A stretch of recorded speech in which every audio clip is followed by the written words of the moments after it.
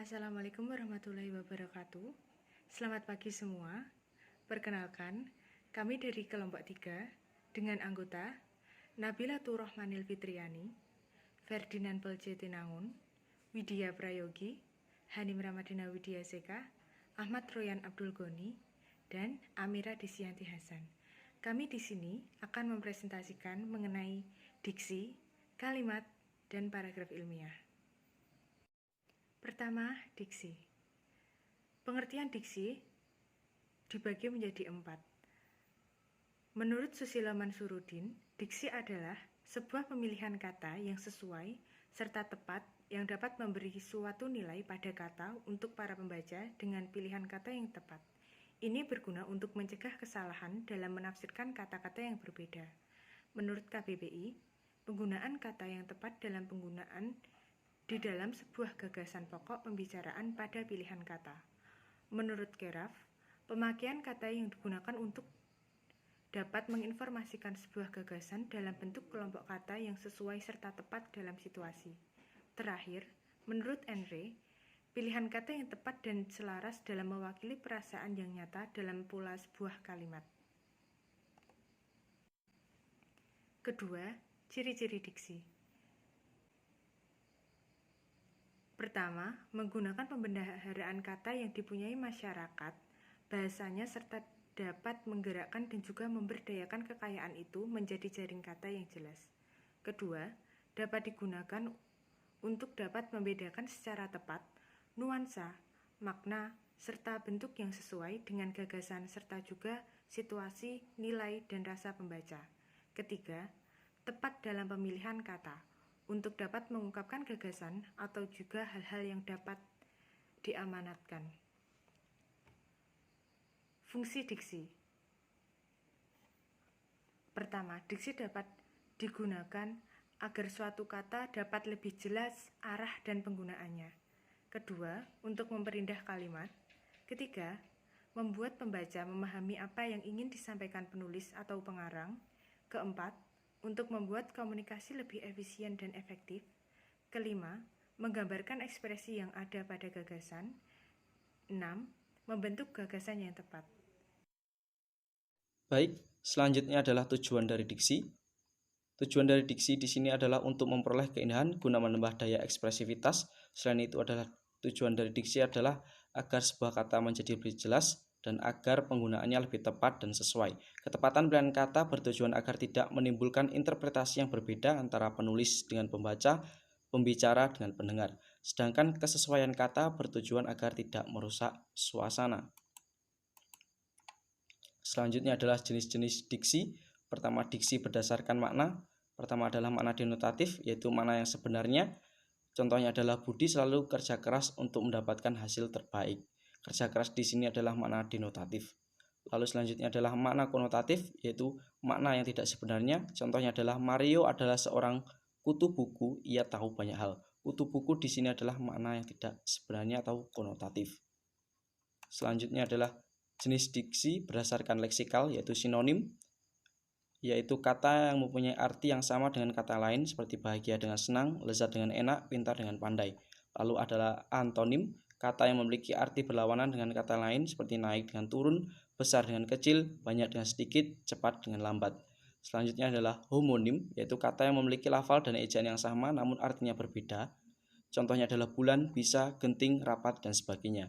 Selanjutnya adalah homofon, yaitu kata yang memiliki ejaan dan makna yang berbeda namun memiliki pelafalan yang sama.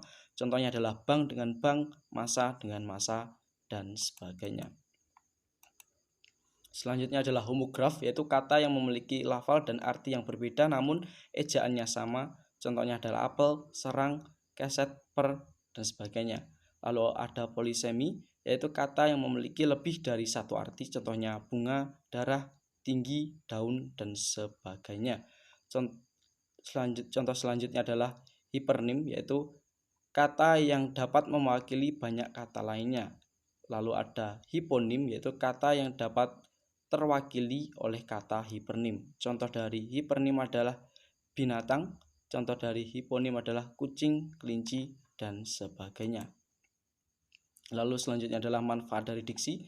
Manfaat dari diksi bagi penulis atau pendengar yaitu membedakan antara kata-kata yang telah ditulisnya dengan kata-kata kutipan dari orang lain, lalu memudahkan proses menulis agar lebih mengalir.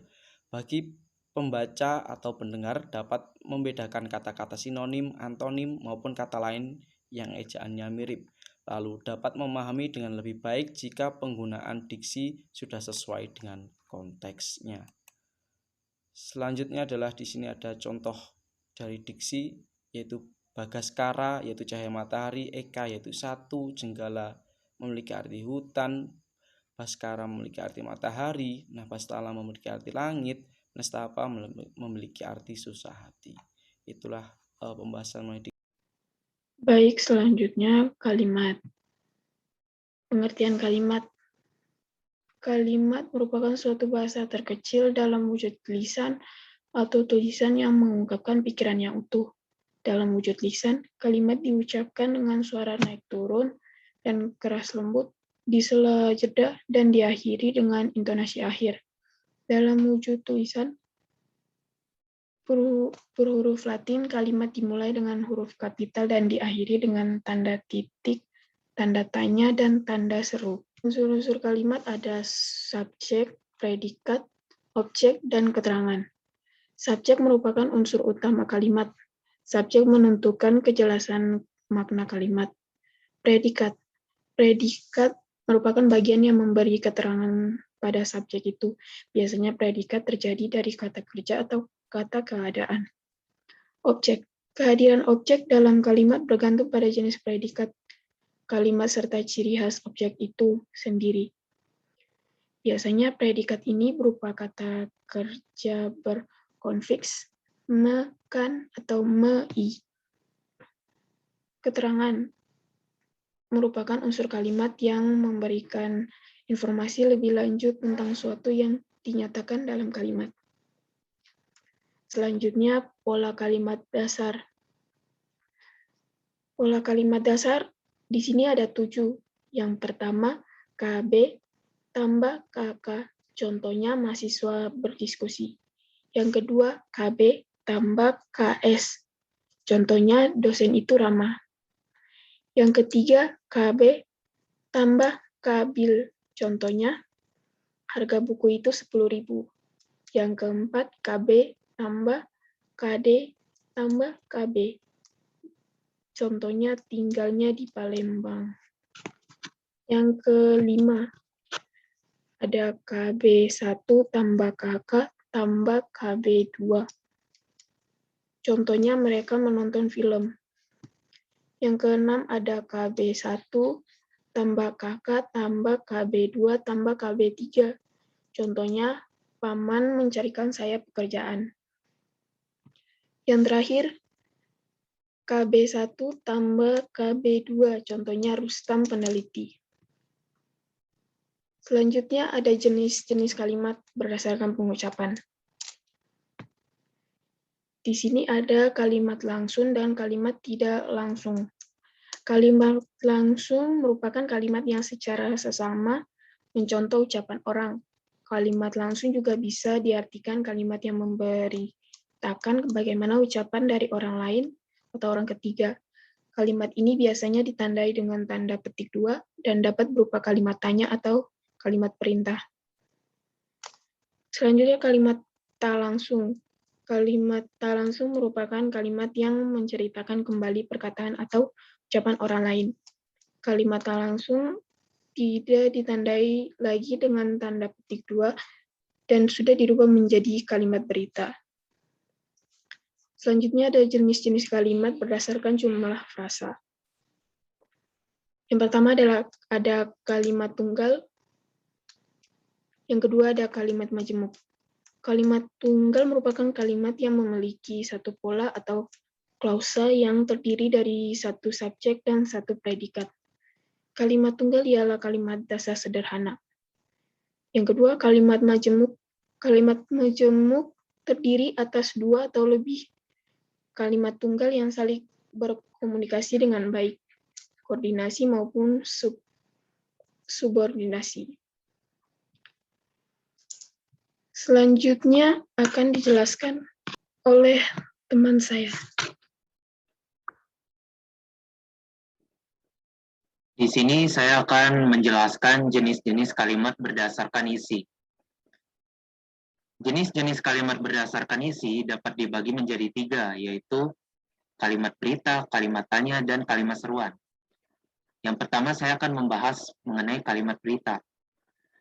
Kalimat berita adalah kalimat yang isinya menyampaikan sesuatu. Dalam penulisannya, biasanya diakhiri dengan tanda titik, dan dalam pelafalannya dilakukan dengan intonasi menurun. Contohnya adalah, sarapan sangat penting bagi tubuh.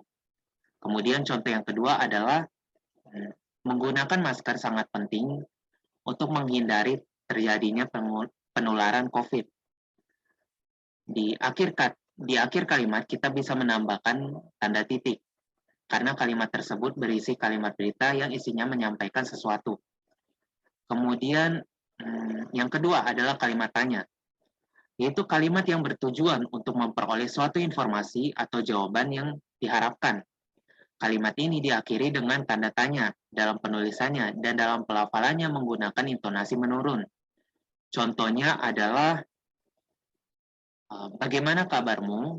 Apakah kamu sudah makan? Di akhir kalimat kita bisa menambahkan tanda tanya, karena ini merupakan kalimat tanya yang bertujuan untuk memperoleh suatu informasi atau jawaban yang diharapkan. Kemudian yang ketiga adalah kalimat seruan, yaitu kalimat yang digunakan untuk mengungkapkan frasa atau yang kuat atau yang mendadak. Kalimat seruan biasanya ditandai dengan intonasi yang tinggi dalam pelafalannya dan menggunakan tanda seru atau tanda titik dalam penulisannya. Contohnya adalah, dilarang berenang di pinggir pantai. Di akhir kalimat kita bisa menambahkan tanda seru karena kalimat tersebut berisi kalimat perintah atau kalimat seruan. Kemudian selanjutnya,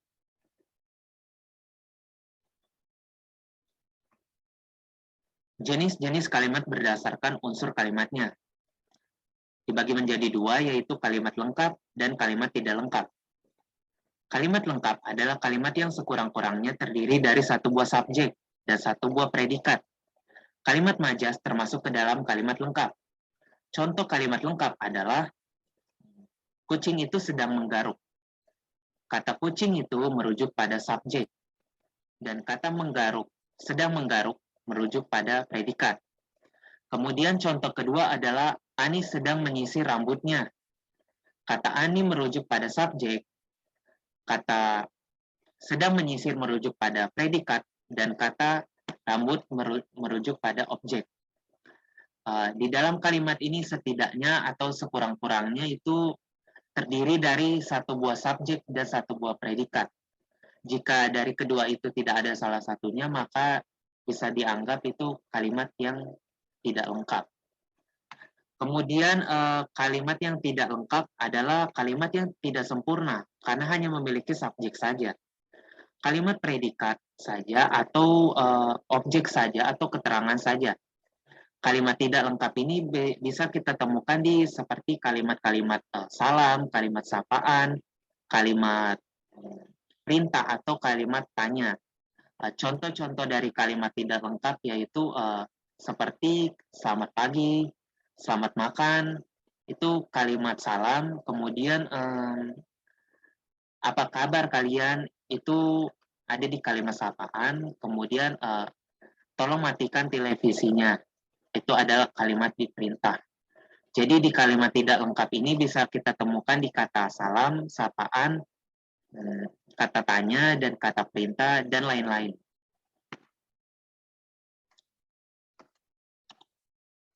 Kemudian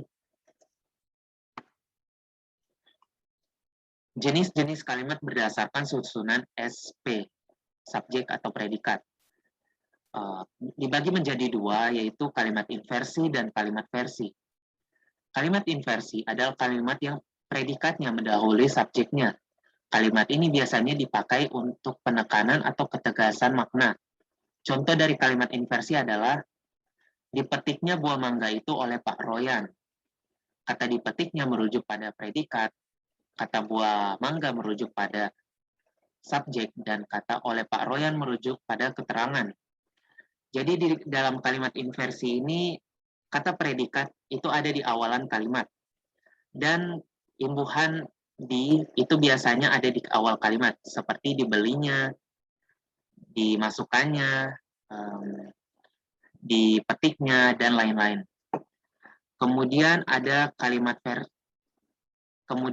kalimat versi, yaitu kalimat yang susunan dari unsur-unsur kalimatnya sesuai dengan pola kalimat dasar bahasa Indonesia, yaitu SPOK atau subjek, predikat, objek, dan keterangan.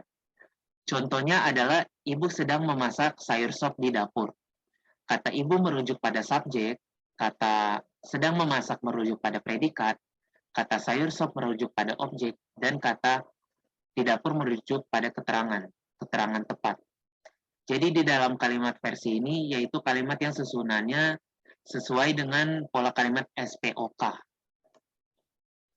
Kemudian jenis-jenis kalimat berdasarkan bentuk gaya penyajiannya atau retorikanya. Yang pertama adalah kalimat yang melepas, yaitu kalimat yang terbentuk jika kalimat tersebut disusun dengan diawali oleh unsur utama, induk kalimat, dan diikuti oleh unsur tambahan, anak kalimat. Unsur anak kalimat ini seakan-akan dilepas saja oleh penulisnya. Jika penulis anak kalimat tidak diucapkan, kalimat itu sudah bermakna lengkap. Kemudian yang kedua adalah kalimat klimaks. Kalimat klimaks terbentuk jika kalimat tersebut disusun dengan diawali oleh anak kalimat dan diikuti oleh induk kalimat.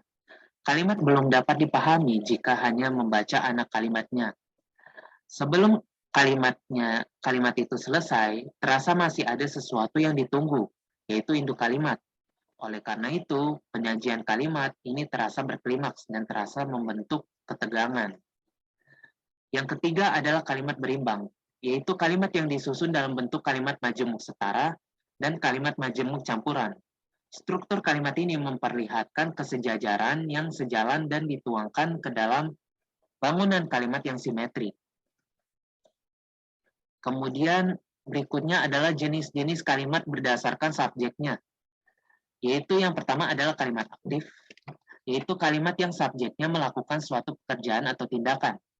Kalimat ini biasanya memiliki predikat berupa kata kerja yang berawalan me dan ber. Predikat juga dapat berupa kata kerja aus, kata kerja yang tidak dapat dilekati oleh awalan me saja. Misalnya pergi tidur, mandi, dan lain-lain, kecuali makan dan minum. Contoh dari kalimat aktif seperti Tony menendang bola itu. Kata Tony sebagai subjek itu merujuk pada melakukan suatu pekerjaan atau tindakan. Kemudian di bagian awal predikat, di imbuhan predikat itu awalannya me, yang menunjukkan bahwa kalimat itu merupakan kalimat aktif. Kemudian yang kedua adalah kalimat pasif, yaitu kalimat yang subjeknya dikenai sebagai pekerjaan atau tindakan. Kalimat ini biasanya dimiliki predikat berupa kata kerja berawalan di dan ter, dan diikuti oleh kata depan oleh. Contoh dari kalimat pasif ini adalah bola ditendang oleh Tony. Tony sebagai subjek itu dikenai sebagai pekerjaan atau tindakan. Kemudian kata predikat itu diawali dengan imbuhan di, yang berarti menunjukkan itu kalimat pasif.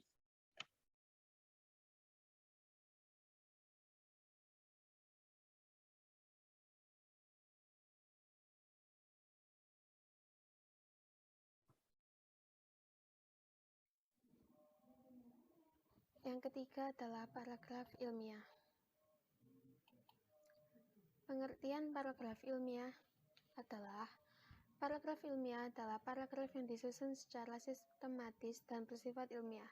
Sistematis berarti paragraf ilmiah tersebut disusun menurut aturan tertentu sehingga kaitan antar bagian yang terkandung di dalamnya menjadi padu dan jelas.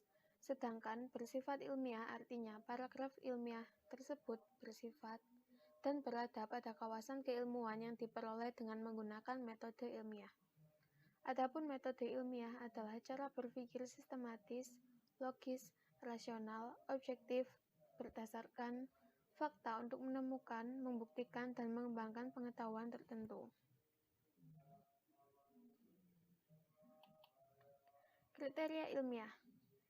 M. Nazir pada tahun 1988 menjelaskan bahwa paragraf ilmiah disusun dengan menggunakan metode ilmiah, yaitu dengan cara menerapkan prinsip-prinsip logis terhadap penemuan, pengesahan, dan penjelasan tentang suatu kebenaran. Adapun kriteria metode ilmiah. Pertama, berdasarkan fakta. Kedua, bebas dari prasangka. Ketiga, menggunakan prinsip-prinsip analisis. Keempat, menggunakan hipotesis. Kelima, menggunakan ukuran objektif. Keenam, menggunakan teknik kuantifikasi. Karakteristik metode ilmiah. Pertama, bersifat kritis, analitis, yaitu metode yang menunjukkan adanya proses yang tepat untuk mengidentifikasi masalah dan menentukan metode untuk pemecahan masalah. Karakteristik metode ilmiah yang kedua adalah bersifat konseptual, yaitu proses penelitian dijalankan dengan pengembangan konsep dan teori agar hasilnya dapat dipertanggungjawabkan.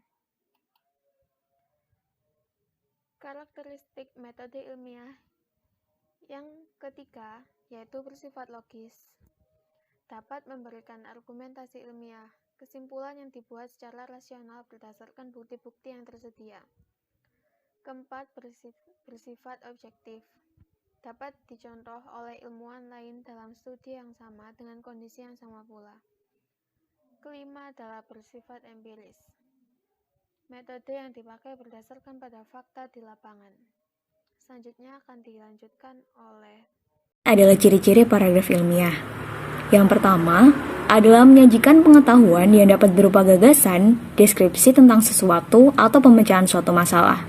Yang kedua, berdasarkan fakta atau data empirik atau berdasarkan pada teori-teori yang telah teruji dan dapat diakui kebenarannya. Selanjutnya, ciri-ciri yang ketiga adalah sebuah paragraf ilmiah mengandung kebenaran yang objektif serta ditulis dengan sejujur-jujurnya. Ciri yang keempat, bahasa yang digunakan dalam paragraf ilmiah haruslah bahasa yang baku dan diusahakan banyak menggunakan istilah teknis yang berkaitan dengan pembahasan paragraf ilmiah tersebut. Dan ciri yang terakhir, sistematika atau metodologi penulisan paragraf ilmiah harus didasarkan pada ketentuan yang telah disepakati bersama. Selanjutnya, ada tujuan penulisan paragraf ilmiah. Jadi, tujuan yang pertama adalah untuk menyampaikan gagasan kepada masyarakat yang luas atau kalangan-kalangan tertentu saja. Tujuan yang kedua, untuk memenuhi tugas yang diberikan sebagai persyaratan dalam bidang studi. Tujuan yang ketiga, yaitu untuk mengikuti perlombaan penulisan karya ilmiah. Tujuan yang keempat, tujuan yang terakhir adalah untuk menyebarkan hasil penelitian kepada masyarakat luas atau kalangan tertentu. Nah, selanjutnya ada fungsi dari paragraf ilmiah. Kira-kira apa sih fungsi dari paragraf ilmiah sendiri? Jadi, paragraf ilmiah berfungsi sebagai rujukan, sebagai penambah wawasan, dan untuk menyebarluaskan ilmu-ilmu pengetahuan. Nah, jadi ada yang gak kalah penting dari fungsi paragraf ilmiah, yaitu tentang syarat penulisan paragraf ilmiah. Syarat yang pertama adalah harus ada nalar dan logika. Apa sih itu? Jadi, ada kejelasan dari apa yang hendak diteliti, mengapa diteliti, bagaimana cara yang hendak dipakai dalam meneliti, dan juga kejelasan dalam menulis. Syarat yang kedua adalah harus menggunakan bahasa yang baku. Nah, bahasa yang dipakai dalam karya ilmiah adalah bahasa baku sesuai dengan EYD yang telah ditetapkan. Dan syarat yang terakhir adalah konsisten. Kita harus konsisten dalam penulisan paragraf ilmiah. Nah, konsistensi itu dapat dilihat dari hal yang terkecil. Jadi, kalau nggak konsisten, sedikit pun itu dapat terlihat.